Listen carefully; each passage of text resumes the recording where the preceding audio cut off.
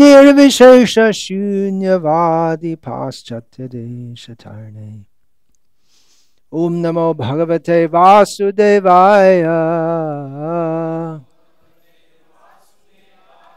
Om Namo Bhagavate Vasudevaya.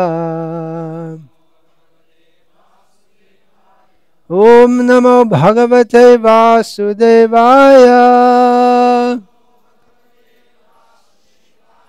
Yaya hi vidvan api muhyate yataha tat kaha vichashte gatim atmanaha yatha tasmai namaha te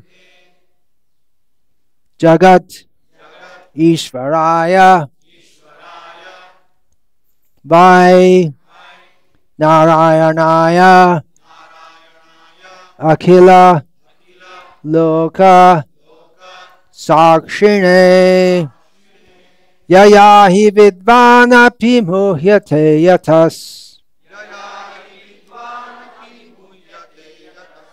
Tatko vichashte gatim atmano yatha Tasmai namaste jagadishvaraya vai Narayanaya khila loka sakshine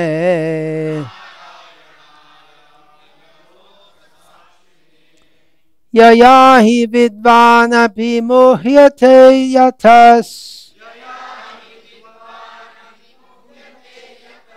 Tatko vichashte gatim atmano yatha Tasmai namaste jagadishvaraya vai Narayanaya khila loka sakshine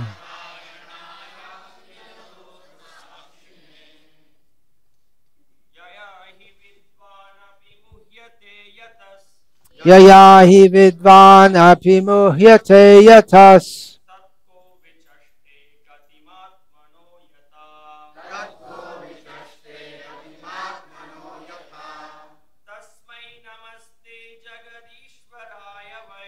Tasmai namaste jagadishvaraya vai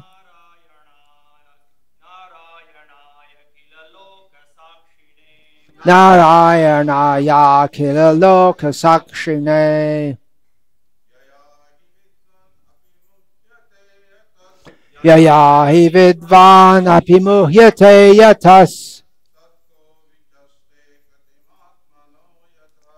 Tatko vichashte gatim atmano yatha Tasmai namaste jagadishvaraya vai Narayanaya loka soka sakshine Yaya hi vidvan api muhyate yatas Tatko vichashte gatim atmano yatha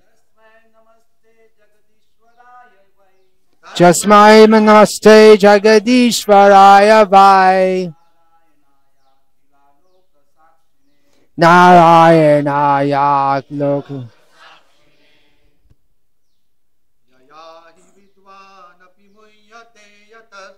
Yaya hi vidvan api muhyate yatas Tatko vichashte gatim atmano yatha Tasmai namaste jagadishvaraya vai Narayanaya khila loka sakshine. Ladies,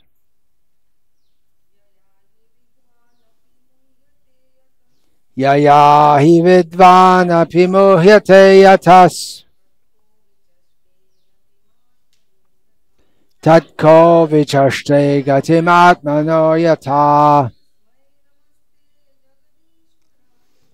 Tasmai namaste jagadishvaraya vai. Narayanaya kila loka sakshine.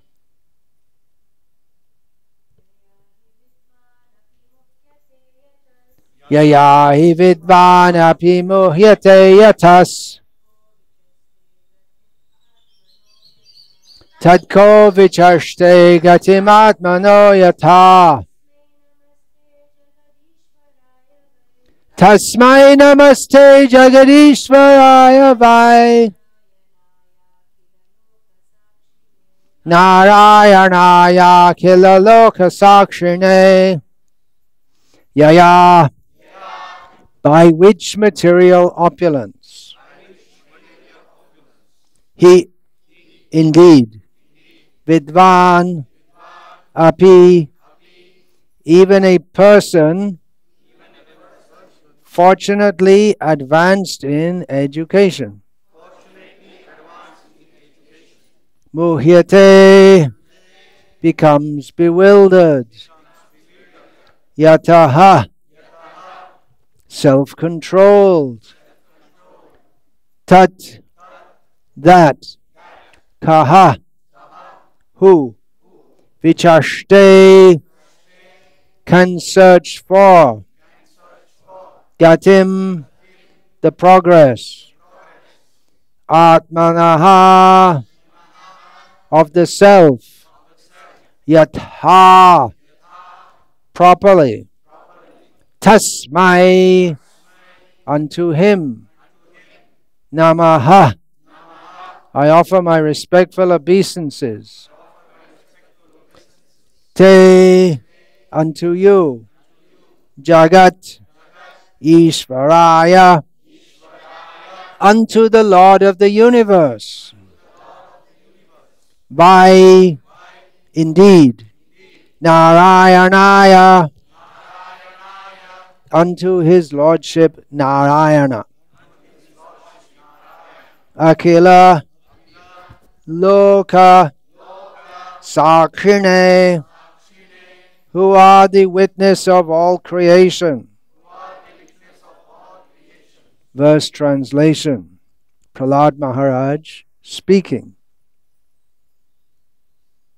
to Vamanadev, with others hearing also, including Bali Maharaj, especially Bali Maharaj. Prahlad Maharaj continues, material opulence is so bewildering that it makes even a learned, self-controlled man forget to search for the goal of self-realization.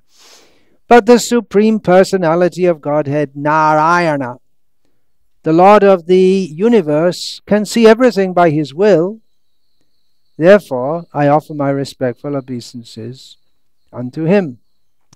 Purport. The words ko vijaste gatim atmano yata indicate that when one is puffed up by the false prestige of possessing material opulence, he certainly neglects the goal of self-realization.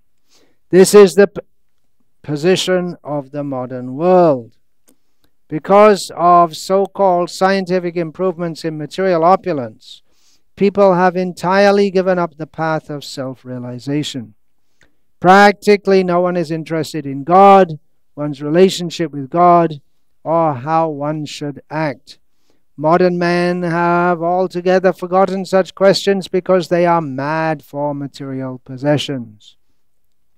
If this kind of civilization continues, the time will soon come when the Supreme Personality of Godhead will take away all the material opulences. Then people will come to their senses. Om Jnana Timirandhasya Jnananjana Shalakaya Chakshurunmilitam Yena Tasmai Shri Gurave Namaha. Nama Shreshtam Manum Api Shachiputram Atra Swarupam Rupam tasyagrajam urupurim mathurim goshtavatim Radha kundam girivaramaho radhika madhavasham Prapto yasya pratita kripaya Shri Gurum tam natosmi.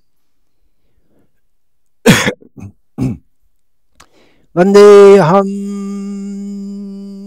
Shri Guru Shiyataf Parikamalam Shri Guru Vaishnavanscha Shri Rupam Sagrajatam Sahagana Raghunatanvitam Tam Sajivam Sadvaitam Savadhutam Parijana Sahitam Krishna Chaitanya Devam Shri Radha Krishna Padan Sahagana Lalita Shri Vishakhan Vitamscha Hare Krishna Krishna Krishna Hare Hare Hare Rama Rama Rama Hare Hare. Srila Prabhupada's purport presents an ominous warning to the civilized people of today. He does call it a civilization, so in some ways it could be called civilized.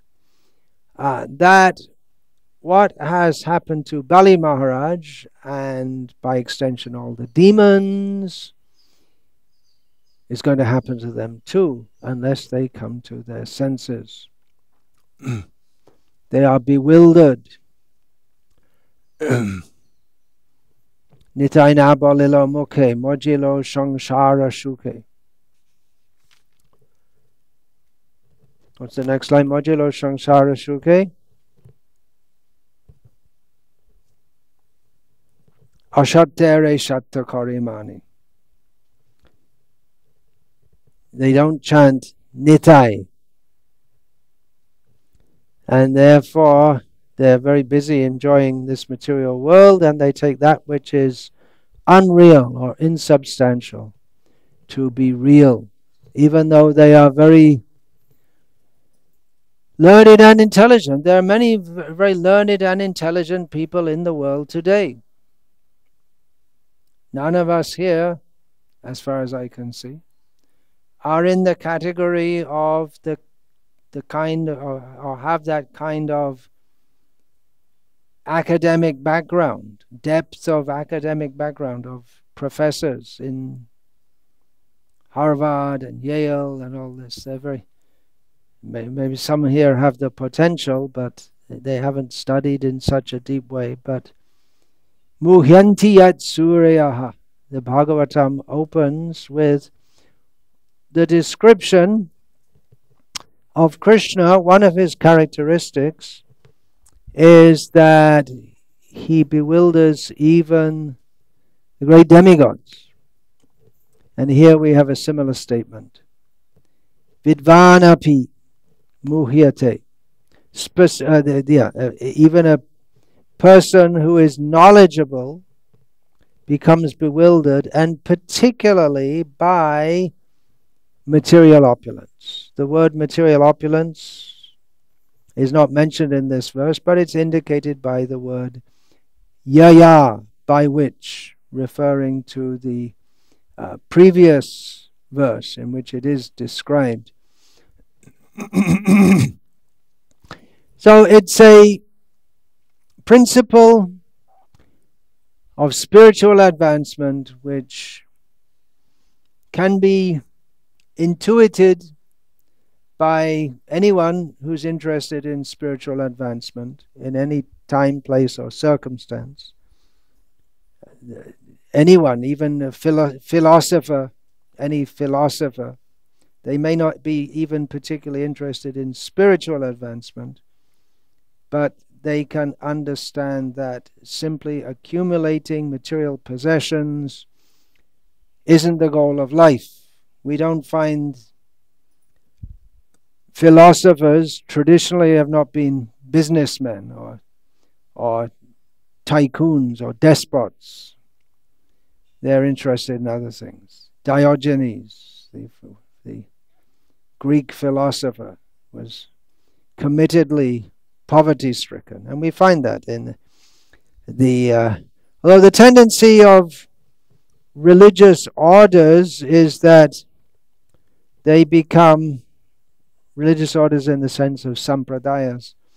They do get opulence. They may start off with a vow of poverty. The Franciscan monks following Saint Francis of Assisi, what happened? Saint Francis of Assisi, who's widely regarded, and Srila Prabhupada accepted that, he's widely regarded in the Western world as a saintly person.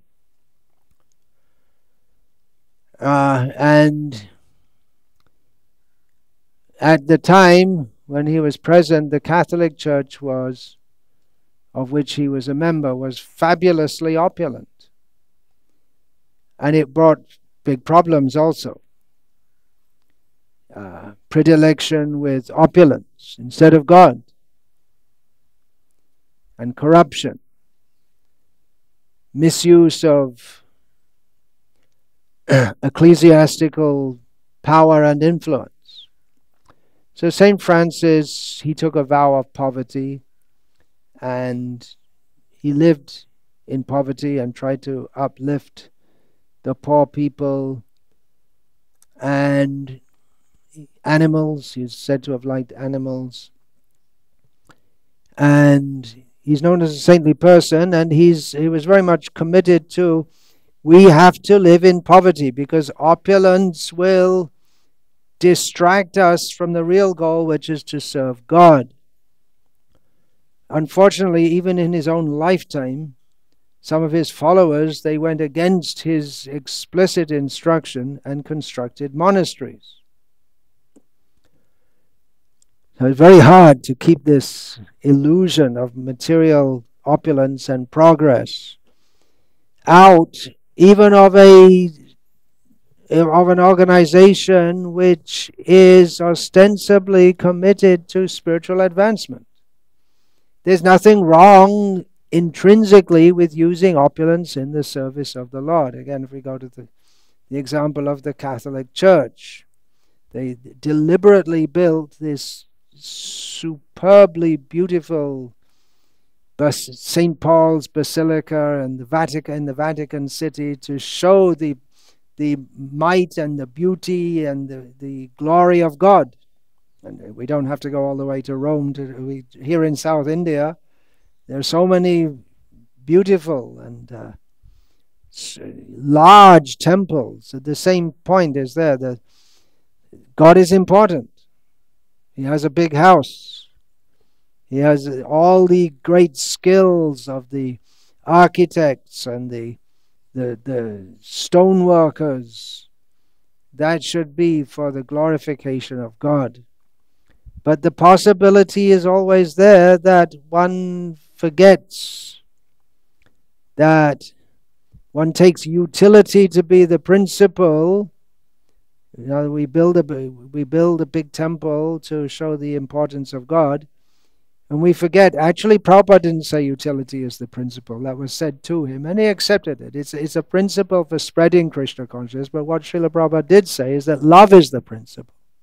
The principle of Krishna consciousness. Love is the principle. So, without Krishna consciousness, even the trappings of Krishna consciousness won't attract Krishna. Krishna is attracted by love. Shri Krishna akashani chasaha. Bhakti attracts Krishna, not buildings. Vamana Dev came to get all the possessions of Bali Maharaj. He wasn't attracted by all the opulence of Bali Maharaj because it was him who gave it in the first place, as Prahlad Maharaj pointed out in the verse we read yesterday. He came to get the love of Bali. That you're misdirecting your efforts into all this material advancement, but what's the use? You forgot me. What profiteth a man if he gains the whole world but loses his own soul? Which is quoted where? It's from the Bible, but it's quoted in Srila Prabhupada's Bhagavad Gita commentary. I was told by Dravida Prabhu that it was inserted by Hayagriva, the editor, not Prabhupada himself. It is partially a Hayagriva construction, Bhagavad Gita as it is, as we have it today. But anyway, Prabhupada accepted it. So the point here, the important point, which we should all know, but we always forget because muhyanti yat suryaha, is that we're meant to be mad after Krishna and not after this material world. And although we accept, if we have to any extent, Janmaishvarya Shruta Shri, good birth, material opulence, material intelligence and learning, beautiful bodily features, if we have these, we can, if we're pious, we accept them as the mercy of God upon us. But there can be a problem with that also. How does that verse continue? Edamanamadah puman. They tend to make us proud. And then what happens? Then we don't get Krishna, because Krishna is available to people who have given up hope of being happy in this material world. As long as we have a hope that we'll be happy in this material world, then what happens? It's a useless hope. Durasha ye bahirartha manina. Then it's a useless hope which attracts us to the externals of this material world, and we forget that the real goal of life, here we have the word gati in this verse, gatim. Nati vidu svarta gating hi Vishnum. The real goal of life is Vishnu. And it can happen to devotees also. We see in our present Krishna consciousness movement that there's even some kind of preaching going on that you have to be materially successful and spiritually successful, forgetting the fact that there's no real such thing as materially successful. It's just an imagination which materialistic people consider to be the goal of life. There's no such thing as being materially successful. Conventionally we talk about that, but material existence means unsuccessful. If you get born again, then we're not successful. Then we miss the purpose of life. Whether we're born as an Indra or as a gadfly, it's a mistake. Our whole life is a mistake, unless we're Krishna conscious. So, Bali Maharaj, actually Prahlad is speaking to Vamanadeva and praising him, but it's also instruction for Bali. And it's also instruction for us, of course. And Vyasadeva was kind enough to incorporate this in the Srimad Bhagavatam as we have it today, in the world today. So we may be very anxious for material advancement, but thinking that, yes, I'm a devotee and I'll use it all for Krishna. But often the material assets that we are blessed with by God, everything's given by Him.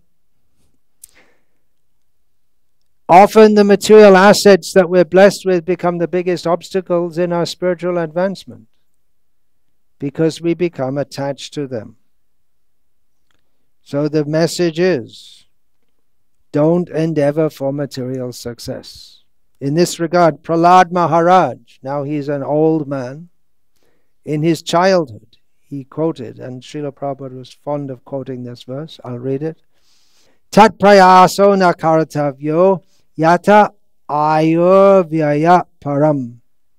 Natata vindate kshemam mukunda charanambujam. Endeavors merely for sense gratification or material happiness through economic development are not to be performed, for they result only in a loss of time and energy with no actual profit. If one's endeavors are directed toward Krishna consciousness, one can surely attain the spiritual platform of self-realization. There is no such benefit from engaging oneself in economic development. This should be read out to all those who are preaching, you should be a material success. It's part of your devotional service. But to pursue the illusion of material success means endeavor. You're going to have to endeavor. But it's a loss of time and energy with no actual profit. The kind of endeavor that you put into becoming a material success, if you put it into hearing and chanting about Krishna, that would be some actual benefit. It's a lot of work becoming materially successful, so-called materially successful. And if you say, well, I'm doing it for Krishna, so I'll become a famous rock star, and then I'll preach. I don't know if maybe it's come in India now. In the 1970s and 80s, it was a common meme in the Western world of ISKCON. Then I'm doing it all for Krishna. Horrible music. It sounds like someone being tortured in hell. Hellish music. And then I'm doing it for Krishna because I'll become famous. Ha ha ha. And then I'll preach about Krishna. But you could have been hearing about Krishna and becoming a pure devotee, and then you could preach about Krishna much more effectively. Prabhupada wasn't a rock star. He didn't have anything. He came with 200 sets of Srimad Bhagavatam. In the quality of the book, people in America would look at it and think, oh, no, it's not even worth looking at. And you see the paper and the paper quality and the quality of English also. But that's what Prabhupada brought. And he had some grains because he thought they might not get anything to eat in America. 40 rupees of non-exchangeable currency. And what else? He had an umbrella and his plastic shoes, and that was it. But what did he have? He brought the whole spiritual world with him. That was how he spread Krishna consciousness, with his spiritual energy. Krishna Shakti Bina Nahe Ta Pravartan. By his spiritual energy, empowered by Krishna, he was able to preach Krishna consciousness all over the world. It wasn't by any material means, although he was expert in engaging the material energy in Krishna's service. He didn't endeavor for material success, but if you want to call the assets that he got, the dhanam and janam, he had wealth and followers. It's not exactly material, because it wasn't material because he used it all for Krishna. But it all came. It wasn't that he was thinking, I'll go to America and I'll get many followers. I'll bamboozle people with my speaking skills. No such thing. He simply presented Krishna as he is. And Krishna's attraction awakened in the hearts of persons who they opened their hearts enough, or they were charmed by Srila Prabhupada to open their hearts to him. So this is the warning for Bali Maharaj and the whole human society. Srila Prabhupada, he's warning the time will come when the Supreme Personality of Godhead will take away all the material opulences because they're mad for material possessions. And people say, well, if there's... why is there suffering in the world? It proves there's no God. No, it proves that there is God. It's around the other way. There's suffering to wake us up to the fact that we're not meant to be in this material world. We're meant to be serving God. It's His mercy upon us. But they can't see that because they are Nitai Pada Pasariya. Ahankari Mattohaya. Nitai Pada Pasariya. Asateri Satikarima. I got that wrong. Nitai Nabalila Muke. Majilo Sangsara Shuke. And I got that. It's not. It's Ahankari Mattohaya. Becoming mad with prestige and ahankar, egoism, ahankari mattohaya. They forget the lotus feet of Nitai. The Prabhupada warns that hey folks, you better get your act together. You better become Krishna conscious. Otherwise everything's gonna be smashed. And we're living in a time when civilization is on a downturn. Technologically, it's becoming more and more advanced, but people are becoming more and more disturbed, unhappy, what to speak of being killed by technology, and having their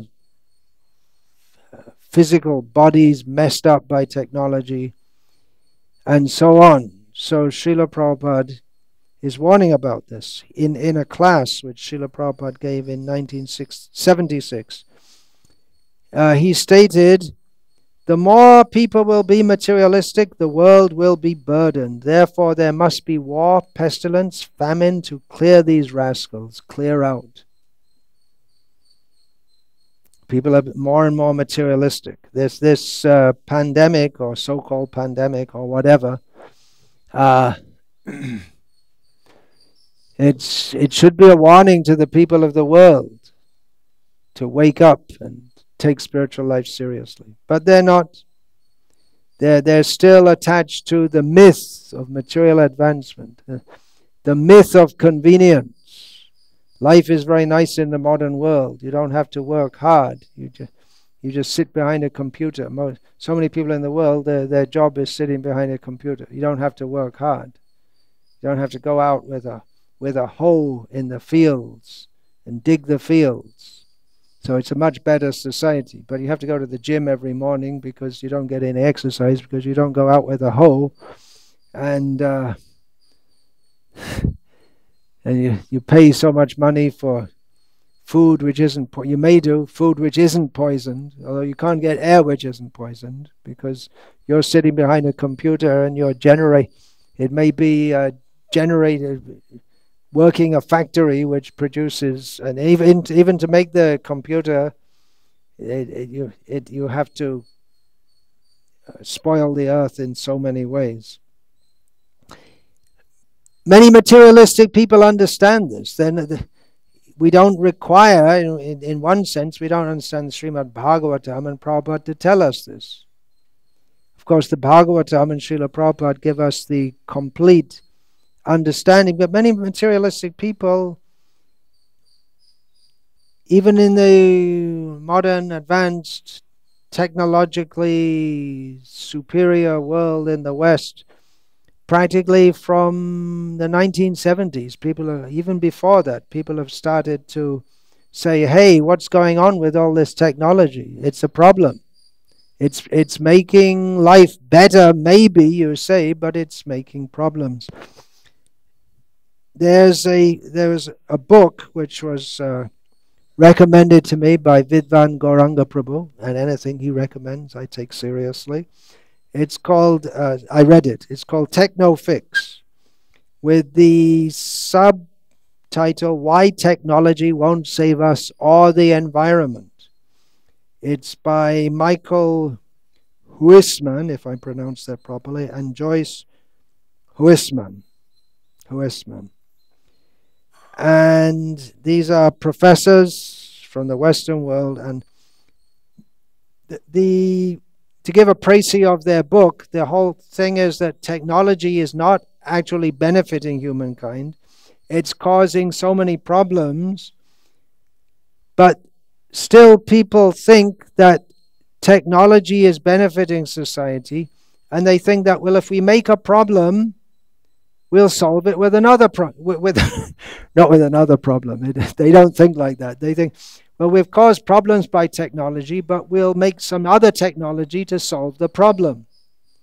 And then what happens is that technology also creates another problem, as described in the Bhagavatam. We think we have a heavy burden on our shoulder. Oh, it's so heavy. Okay, put it on the other shoulder. Much better. But then you get a pain on this shoulder. For a little time it feels okay, very nice. And then you put it on the other, then you keep on putting it back and forward. And if you have many shoulders, you can move it around. But still the burden is there. So the idea that we can, there's a problem in the world. There's just like for this AIDS, they were predicting there would be millions of people dying all over the world. Instead of telling people, well, stop fornicating and backassing and all this kind of thing, then use condoms. That's the solution. We'll make some nice plastic condoms, and that's the solution. Similarly with this coronavirus, they're all busy making a vaccine, and they're quiet on what appears to be the fact that these viruses are produced from animals. If you stop eating animals, then we're not going to get all these viruses which are transmitted from animals to humans, much less likely to do so. But that they won't say. The people in the West were shocked that the Chinese are eating ants and the mosquito is eating me. There we go. Hare Krishna. They're eating bats. They think it's very civilized to eat cows and pigs and chickens and goats and turkeys. It's a very bad season for turkeys now in America, in the Western world. Turkey, you don't know. It looks like an oversized chicken and is especially eaten on Christmas to celebrate the appearance of Jesus, the Prince of Peace. Jesus loves everyone, but not the turkeys. They get killed on Christmas Day or in advance, and then their bodies are frozen, and you can eat it and go to hell in the name of Jesus. So what was I talking about? Technology. I got a little off the track there. Anyway, their idea is that by technology we will solve all the problems. Yes, we're improving society. There are problems, but don't worry, we'll solve it. And it looks like they gave up on solving the problems of this earth, because although, according to the science that I was taught at school, whoop, that's not ecstasy, that's a mosquito biting on the back. Although they got to eat their food also, but I don't want to feed them. Although, yeah, the science that I was taught at school, of course, I wasn't a very advanced science student, but it's impossible that there can be life on other planets in the universe. It's practically impossible it's on this planet. But nowadays, we're told there are so many planets which can support life, and they're busy going into space, they tell us, to find some planet. So they all want to jump off to some planet where they can live, having destroyed this planet. And of course, they'll leave the Chinese behind. They're not going to take them, but the Chinese might beat them to go there. And then they arrive on some planet, and we're all going to live happily on this new planet, and Chinese are already there. Oh no. Eating bats. So this book, Technofix, it draws from many, many other books. It's like an anthology from other books which point out the various defects of the very premise upon which modern civilization is based. That technology, this is the way to success, development, science, progress. I'll read from the book. It's quite insightful, and it is in accord with what Srila Prabhupada states here. Improvements in technical efficiency are believed to be a panacea for almost any problem facing industrial societies, whether shortages of energy and mineral resources, environmental pollution, road congestion, rising healthcare costs, or even long-term sustainability. It's just like the oil is running out, the oil is polluting the world. Okay, let's switch over to electric cars. That will solve the problem. But to generate the electricity, you have to pollute the world in another way. And it may not be in the city. You can drive around in the city without spewing carbon monoxide and other things which are poisonous in excess. But the world's being polluted somewhere else to generate that electricity. So they continue. Clearly, technological optimism and belief in continual progress permeate modern industrial societies. Right? We're always progressing. Who's got the latest iPod? It's a progress over the previous one. And there are going to be better ones in future. Progress! How many iPads are thrown away when the new one comes out? How much pollution does that make in the world? How many people sitting in sweatshops in China, maybe, making them? Oh, they don't import things from China anymore. Because China's bad. We are good. So, where they go on? It's a belief in continual progress. We're always making progress, right? Progress, say Michael and Joyce, is a doctrine, a dogma, accepted on faith and projected onto a hopeful but largely illusory future. Lewis Mumford describes this concept of progress in Technics and Civilization. According to philosophers and rationalists, man was climbing steadily out of the mire of superstition, ignorance, savagery, into a world that was to become ever more polished, human, and rational. In the nature of progress, the world would go on forever and forever in the same direction, become more humane. You see, now they used to kill chickens, and now they do it very humanely. We humanely kill the chickens, right? Isn't it? They do it in Poland also, right? They humanely kill the chickens. More humane, more comfortable, more peaceful. The Nobel Peace Prize winner, Barack Obama, said that military drones will save lives. You just kill the bad people, and it will save lives. Very good idea. Got him a Nobel Peace Prize. More humane, more comfortable, more peaceful, more smooth to travel in. And above all, much more rich. You'll all have more money. It's all progress. There's a book called Futile Progress, which is quoted next, by Ernest Braun, not Eva Braun.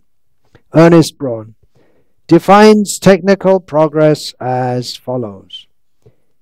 Generally, should I say this? Try and say it in a German accent. No, I won't.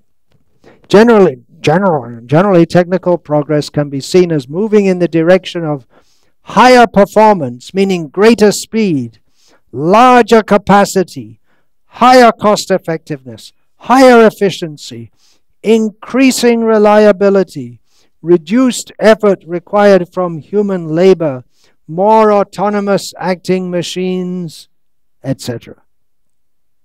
End of quote. Technical optimism and belief in progress has been expressed and reaffirmed by influential scientists, engineers, economists, politicians, and corporate propagandists. As Edward Teller, father of the hydrogen bomb, said in 1942, what was the hydrogen bomb developed for? For killing people. So Edward Teller, father of the hydrogen bomb, said in 1942, the whole dynamic civilization of the West, for which America is the spearhead, is based upon scientific and technological advancements. Therefore, we're going to make the hydrogen bomb and kill all those nips, Whoops, he didn't say that.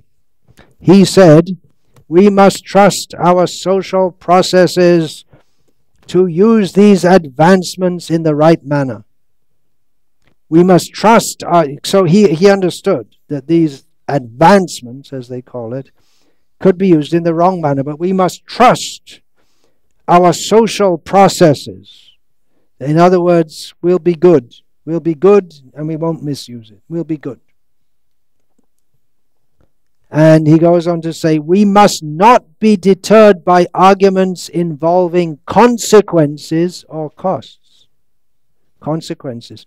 What will be the consequences of developing nuclear power? Don't be deterred by anything. You have to make progress. We forget any arguments about adverse consequences. And costs, well, it's going to cost a hell of a lot of money. Dad, forget it. Just give us the money and shut up. By saying we must not be deterred by arguments involving consequences or costs, he's just saying, trust us, we'll make everything good for you, so just give us the money and shut up. That's all.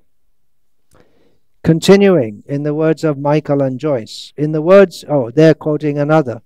In the words of economist Frederick Benham, there is one powerful force working constantly toward greater output per head and ever-rising standards of living. It is the march of science and invention. In technical progress lies the economic hope of mankind. So this is someone who's not speaking against it. It's a cheerleader for progress, science, technology. At the dawn of the nuclear age half a century ago, the chairman of the U.S. Atomic Energy Commission envisioned a utopian future powered by thermonuclear power. To quote, it is not too much to expect that our children, I was one of them at that time, it is not too much to expect that our children will enjoy in their homes electrical energy too cheap to meter. Does anyone have in their homes electricity? It's too cheap to meter. Even the water they meter. You couldn't imagine previously that you have to pay for water. So it's not that the electricity became too cheap, but they're monitoring the electricity and even the water now. Electrical energy too cheap to meter. We'll know of great periodic regional famines in the world only as matters of history. We'll travel effortlessly over the seas and under them and through the air with a minimum of dangers. And at great speed, minimum of dangers, except someone's drone might come and shoot you out of the air. And will experience a lifespan longer than ours. This is the forecast for an age of peace. A very intelligent person, no doubt, to be the chairman of the U.S. Atomic Energy Commission. They don't put people who left school in the 5th grade in charge of such things. But muhyanti yat suryaha vidvanapi muhyate is ignorant, foolish. A major chemical company was promising, this is their logo, their advertisement, better things for better living through chemistry. President Kennedy announced in 1963, just before he got shot dead, he said, as we begin to master the potentialities of modern science, we move toward an era in which science can fulfill its creative promise and help bring into existence the happiest society the world has ever known. Whoa! The happiest society the world has ever known. Yeah, go to America now, 2020. The happiest society the world has ever known. It's a joke, isn't it? You're all laughing. It's a joke. It's a sick joke. The idea of technological progress is a sick joke. And really sick. Literally sick. Technology is making people sick. I'm one of them. And you're also. So, tat prayaso nakartavyo. I'll just read that verse again, which sums it all up. Tat prayaso nakartavyo yata ayurvaya param natata vindate kshemam mukunda charanam bhujam. Endeavors merely for sense gratification or material happiness through economic development are not to be performed, for they result only in a loss of time and energy with no actual profit. If one's endeavors are directed toward Krishna consciousness, one can surely attain the spiritual platform of self-realization. There is no such benefit from engaging oneself in economic development. Yeah, so don't do it. Don't waste the whole society is mad, but at least individually we don't have to be mad. We don't have to insanely pursue the whole course of modern society, which is based on the myth, which even many materialistic people can see through, that modern society is progressing. Everything's getting better. The Bhagavatam says just the opposite. Instead of things getting better and better day by day, it gets worse and worse. Tataschanu dinam dharma satyam soksham shocham kshamadaya kalena balina rajan nangshantayo balang smritihi. In Kali Yuga, with every day, religious principles, truthfulness, cleanliness, ability to tolerate difficulties, compassion,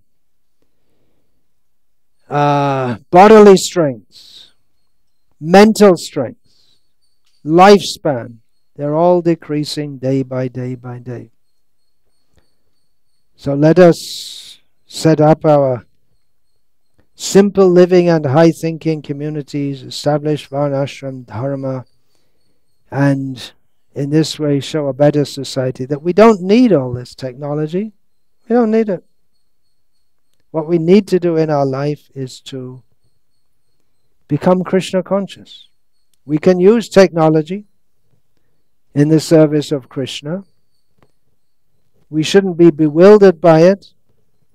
We shouldn't think that material progress is progress. And for most people, we can direct them to live in a way which is actually conducive for Krishna consciousness, which is not in these polluted, hellish cities, living simply, depending on the land, the cows, and Krishna, chanting Hare Krishna. There are many inconveniences in doing so, living without electricity, running water, but then convenience itself is a myth. Everything very conveniently, we miss the purpose of life. Hare Krishna. All glories to His Divine Grace, Srila Prabhupada. Vancha kalpatarubhyascha kripa sindhubhya vichapatitanam pavanebhyo vaishnavebhyo namo namaha. Dante nidhaya chanakang padayo nipatya kritva chakaku shatametadaham ravimi. Hey sadhava sakala eva vihaya durat Gauranga Chandra Charane Kurutanura.